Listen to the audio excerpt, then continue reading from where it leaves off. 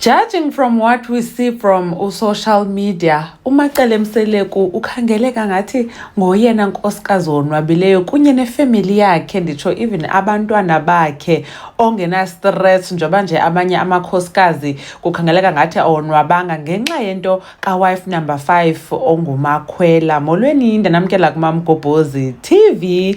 Now ku-season 8 ke bethunani abantu abaninzi well abantu bebehlulekile ngendaba kaMamkhulu uMacele. Abanye besithi hey uMacele sana ungunkosikazi oqotho ngokuthi amkele uMakhwela. Abanye besithi uMacele uva kamnandi okanye utyekisa amanye amakhosikazi ngokwamkela uMakhwela nje bekhangeleka ngathi wonwabile naye bayevana indlela yakhe yotyekisa amanye amakhosikazi ngoba kuba eyazi uba awakamamkeli. And then sabona ke noMakhumalo ngokuya kwakho i-meeting kuzawufika abantu bakwaDuma uba kuza kwamkelwa phofu uMakhwela waphethe ephelele egeyithini. uMakhumalo embuza uba nguye na oxelele abantu bakwaDuma uba bazobona uwife number 5 ntontoni into enkulu wethu. But anyways, uMacele ke uyabonakala apha kwi-trailer kaThando Nesithembu Uncut ekwi-baby shower kaSamke. Kunwatyiwe ke, andiyazi nabamanye amakhosikazi aya kodwa andiqondi.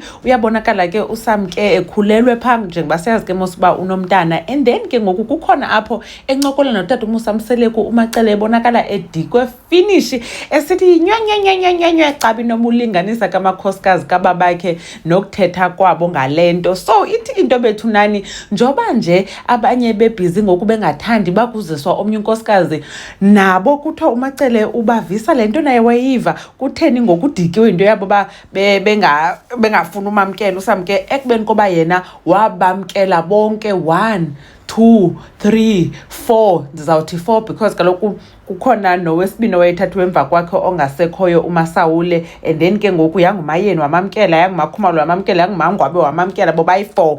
So yintoni ngoku ingxaki? So ke abanye bathi hayi sana uMacele wonwabile kuba ebona uba miserable. So uthi injalo ke bafazi, nam mhlawumbi ninga-understandi xa ngenye ixesha mhlawumbi ke ndine-attitude okanye bengathi ndinochuku sesisikhwele nani eninaso kuMakhwela. Mna andinangxaki noMakhwela, ndimamkele njengoba ndaphele ndinamkela ke nani ngoba ke indoda ibinithatha. Kodwa ke sayazi ke uba uMacele akatyani ncam noMakhumalo. So hopefully ke ngoku njengoba kuzawubakho uThando Nesithembu Uncut, kuthiwa kuzawuvezwa nee-secrets ne-unseen before, behind the scenes footage ntontoni. Hopefully sawukhe sibone uba kanye yintoni le bayibanga kangaka noMakhumalo ngaphandle nje koba ke kwathathwa ingane yase-next door. Uphinde ke kube khona nefight yakhe noMayeni. Hey, le fight yakhe ingathi there's more kuyo. So hopefully ke bazawuthi open up sive ba kanye isuke laphi njengoba sebede cakuba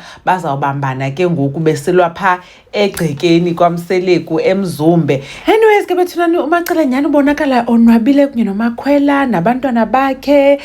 Akho mntu unangxaki, asikamboni kuMakhwela nezinye ke ii-families kuba ke siyazi obviously ba kusafuneka sibonile xa edibana namanye amakhosikazi noba athini. I don't know why I have the feeling that uMayeni uzawuphela engabinangxaki noMakhwela. I don't know, but ke sawubona. Mamgobhozi uyanibona kwivideo elandelayo. Bye.